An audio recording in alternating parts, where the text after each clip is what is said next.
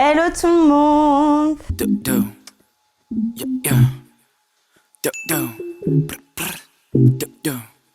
tout le monde, j'espère que vous allez bien. Bon, on se retrouve aujourd'hui pour une nouvelle vidéo blabla. Je vous conseille de prendre un thé ou un café parce qu'aujourd'hui on va discuter. Bon, pour ma part, je vais boire de l'eau.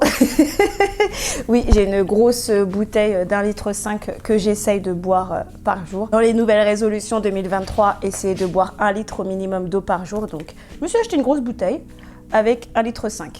Voilà, donc ce sera ce qui va m'accompagner durant cette vidéo. Si vous ne me connaissez pas, moi c'est Laetitia et bienvenue sur ma chaîne. Et si vous me connaissez déjà, welcome back, on ne change pas de 2022. Alors aujourd'hui, comme vous l'avez vu dans le titre de la vidéo, on va se poser la question, est-ce que avoir des plantes, ça coûte cher? J'ai fait la réflexion récemment parce que j'ai acheté il n'y a pas longtemps une deuxième lampe Scentsy pour mon étagère. J'en avais déjà discuté un peu sur Instagram. J'ai découvert cette lampe récemment que j'avais testée sur mon étagère de Maranta et qui, pour le coup, j'ai eu des superbes résultats. Vraiment, les Maranta ont des feuilles de plus en plus grosses, de belles luminosités sur leur feuillage. Clairement, ça, c'est grâce à la lampe. Donc du coup, je me suis dit, bah tiens, vas-y, je vais utiliser la même chose pour l'autre côté de ma pièce car je n'avais pas assez de lumière et principalement pour aider mon Omalomena qui a vraiment souffert de cet été à cause des trips, des cochenilles, etc., etc. Donc je lui ai dit, vas-y, je vais te donner une lampe de soutien pour que tu puisses mieux te développer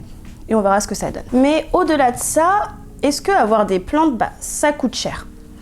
Oui et non. On peut très bien s'en sortir à avoir des plantes avec un budget pas élevé. De toute façon, si on ne rentre pas dans la passion des plantes, clairement, vous achetez une plante comme ça de droite à gauche, vous gardez le substrat de jardinerie et vous l'arrosez de temps en temps. Vous la collez derrière une fenêtre parce que franchement, il suffit surtout d'avoir de la luminosité et de la luminosité. Bon, on ne rentrera pas dans les détails des substrats, des engrais, mais après. Mais si vous l'entretenez à un minimum, il n'y a pas besoin de dépenser énormément. Et même dans moi, ce que je fais, je me dis, il y a plein de choses que je pourrais me passer. Mais c'est juste que j'ai envie d'avoir le plus. Que je m'explique. Avoir des plantes, ça peut revenir cher si déjà on commence à vouloir avoir des plantes rares. Rares, je vais mettre rare entre guillemets parce que rare, ça dépend de la période. On se sait, une plante qui est rare en début 2021 ne l'est plus en début 2023. Il suffit de voir comment le prix des plantes a chuté en l'espace de 2 ans. Mais ça, on en reparlera dans une autre vidéo. Donc, avoir des plantes, si on veut avoir des plantes qui ne sont pas communes, c'est-à-dire qui ne sont pas disponibles en jardinerie, maintenant, on peut trouver plein de moyens pour ne pas dépenser trop cher. On peut faire du troc, on peut tout simplement patienter. Et oui, il suffit de patienter. Les prix vont baisser et donc on attendra un peu plus tard que le prix de la plante soit abordable pour pouvoir l'acheter. Qu'est-ce que j'ai dit? Donc des trocs, la patience. Après, tout ce qui est bébé plante aussi, maintenant ça se vend énormément. Avoir des plantes en format bébé ou même en bubille de la plante qu'on veut absolument pour la faire grandir, c'est aussi un moyen de l'avoir à faible coût. Donc ça déjà, le premier point, l'acquisition de plantes, ce n'est plus destiné à des porte-monnaies aisés. On peut trouver facilement des moyens aujourd'hui pour avoir des plantes dites rares. Vous voyez comment je dis rare entre guillemets parce que moi, le mot rare... j'ai un peu du mal avec ce mot-là. Autre point aussi qui, au final, peut revenir assez cher, c'est tout ce qui est engrais et substrat. Que je m'explique. Au début, quand moi j'ai commencé à être dans la passion des plantes, j'y connaissais pas trop en substrat. Clairement, pour moi, le terreau, c'était du terreau que tu achetais à Lidl, premier prix, et puis voilà, basta. Ensuite, j'ai appris qu'il fallait rajouter des écorces de coco et de la perlite. Ensuite, j'ai appris que le mieux, c'est d'avoir un substrat aéré avec des poches d'air. Donc, tu rajoutes des écorces de pin, de la pumice, etc., etc. Donc, quand tu commences à vouloir avoir des substrats un peu plus sophistiqués, un peu plus travaillés, ça peut avoir un coût. Moi, actuellement, le substrat que j'utilise, c'est le substrat de Cineplant Guy. Parce que clairement, je vois à quel point mes plantes adorent ce substrat. Il y a des avantages et il y a des inconvénients, donc je vous ramène à ma deuxième vidéo sur les substrats des Australiens où j'en parle en détail. Mais au final, il y a tellement de choses que ça peut vite revenir cher. Surtout pour tout ce qui est l'acquisition du charbon horticole. Le charbon horticole, ça coûte cher et c'est des petits paquets. Après, il y a le substrat en lui-même. Donc moi, j'utilise le Light Mix et le All Mix de BioBiz. En 20 litres, ça coûte 10 €. Quand tu as 2-3 plantes, ça va, mais quand tu commences à avoir une centaine de plantes, et ben ça peut vite monter. Donc effectivement, il faut peut-être des fois partir sur des substrats de 50 litres, ça revient moins cher. Mais les substrats, les chips de coco, les écorces de pin, la perlite, la pumice, etc., et ben ça chiffre. Les engrais les engrais, je pense que je suis pas la seule sur les engrais parce que on a voulu tester beaucoup de choses et il y a eu les BioBees, il y a eu le Plant Prod, il y a eu l'Amino 4, il y a eu beaucoup de choses, ce qui fait que un achat par-ci, un achat par-là, un achat par-ci et encore un achat par-là, et ben ça aussi ça peut monter la facture. Je vous avouerai que je n'ai pas calculé sur l'année 2022 combien j'ai dépensé autour des plantes, mais je serais même pas étonnée que sur toute l'année, j'ai facilement dépassé les plus de 1000 €. Je suis vraiment pas surprise. Au final, entre l'achat des plantes, l'achat des substrats, l'achat des engrais, l'achat des auxiliaires.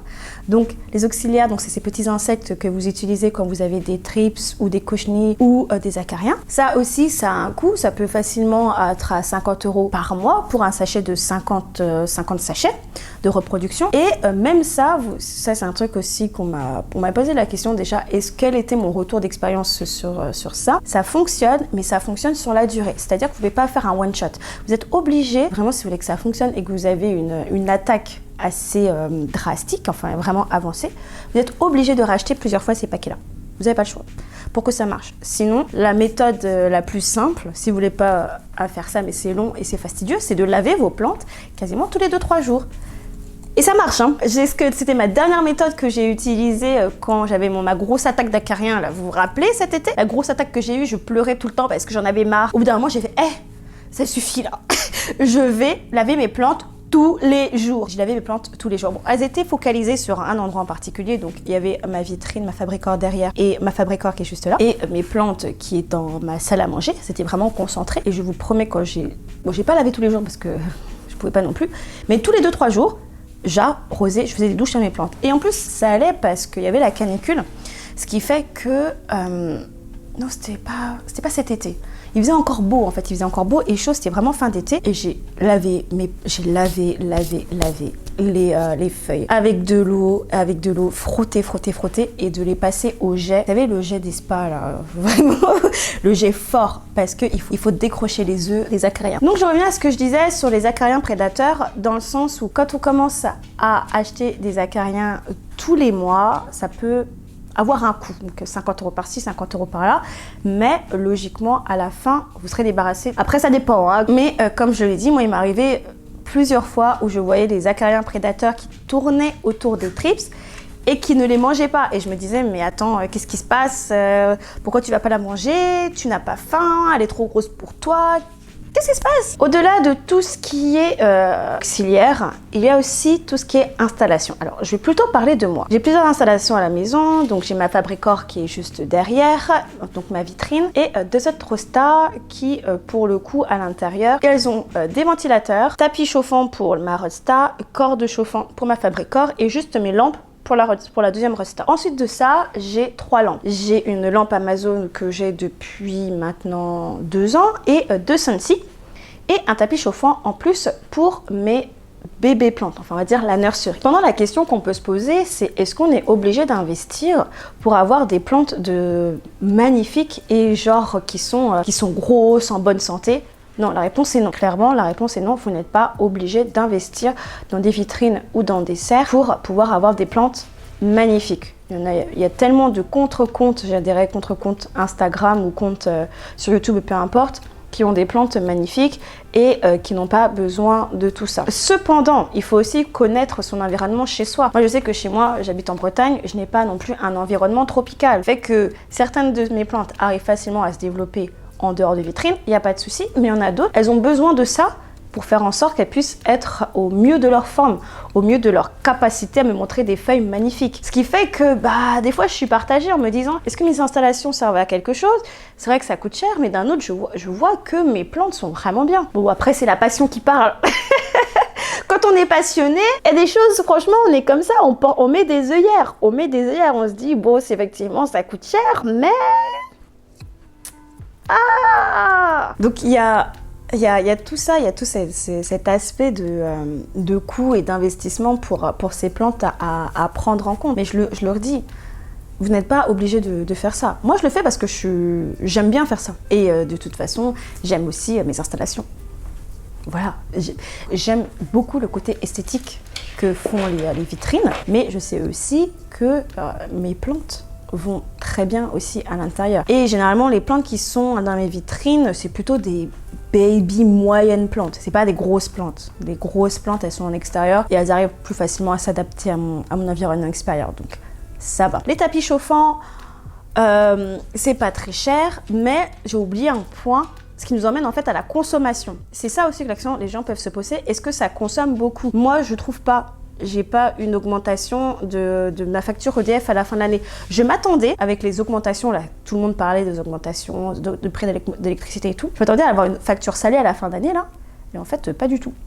C'est comme d'habitude, ça. Mais ça va. Donc, je suis pas non plus en train de dire que ça coûte énormément cher. Mais la question que vous devez vraiment vous poser, et c'est la question que moi aussi je me pose de plus en plus, c'est est-ce qu'il est vraiment nécessaire de faire tout ça? Est-ce qu'il y a certaines choses que je peux changer? Là, je suis en train de, je vous l'ai déjà dit, là je suis en train de faire des nouvelles résolutions là, autour de mes plantes cette année, de faire un tri, mais aussi de justement réarranger toutes mes installations pour essayer de mieux optimiser. J'ai ma lampe Amazon que j'utilise en support qui est juste à côté, mais je vais la retirer je pense dans pas longtemps et tout simplement peut-être la vendre parce qu'elle marche très bien, mais au final je me rends compte que les plantes qui sont à côté là n'ont pas forcément besoin de cette lampe là. Pareil, dans ma deuxième Roadster, j'avais un tapis chauffant et au final je me rends compte grâce à ma deuxième Roadster que des lampes suffisent amplement. Donc je vais mettre des lampes et des lampes qui chauffent, hein, voilà, qui puissent vraiment chauffer et après retirer le tapis chauffant. Et le tapis chauffant, hop, je pense aussi le vendre. Donc il y a plein de petites choses comme ça à se poser la question de se dire est-ce que c'est vraiment utile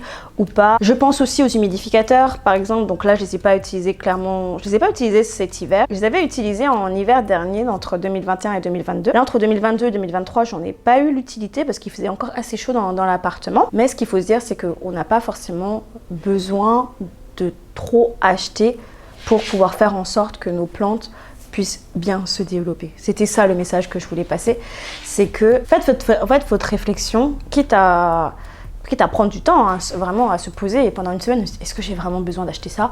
Est-ce que je suis sûre ou pas? Est-ce que ça va vraiment servir? Je sais qu'après les réseaux sociaux peuvent vite influencer, hein. C'est clairement, je suis la première à tomber là-dedans. Je suis la première à toujours dire mais non Laetitia, prends du temps, t'as pas besoin de cette plante, non t'as pas besoin de cet engrais, non t'as pas besoin de ce dernier truc qui te permet d'humidifier, non t'as pas besoin. Je suis déjà sur Amazon en train de cliquer ajouter au panier et de passer la commande. Mais sache que ça je vais pas le faire en 2023. 2023 c'est l'année où clairement on prend du recul sur certaines choses et on se concentre sur les plantes et leurs besoins spécifiques.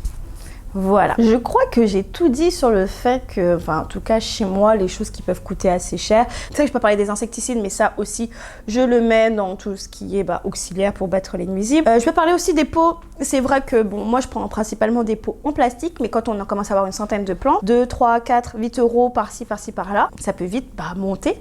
Surtout que moi j'avais demandé à mon Jardiland s'il récupérait les pots, en fait, les pots en plastique que j'utilisais pas, et pour, je sais pas, essayer de les recycler ou faire de la seconde main. J'étais étonnée de voir que Jardiland ne le faisait pas. Je sais qu'il y a d'autres jardineries françaises qui font ça. Tu peux leur donner ton pot, enfin tes pots usagés que tu n'utilises pas et ils les récupèrent pour, je sais pas, faire du recyclage. Mais Jardiland ne le fait pas. Enfin, le Jardiland de chez moi, il ne le fait pas. J'étais assez étonnée. Donc voilà, j'espère que la vidéo vous aura plu. Dites-moi un peu ce que vous en pensez. Est-ce que chez vous aussi, vous êtes fait cette réflexion de se dire c'est vrai qu'avoir des plantes, ça coûte cher. Au bout d'un moment, il faudrait peut-être que je pose un peu, prenne du recul et que le porte-monnaie ne soit pas trop affecté.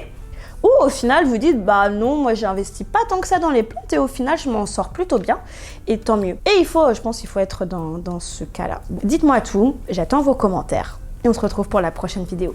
Bye!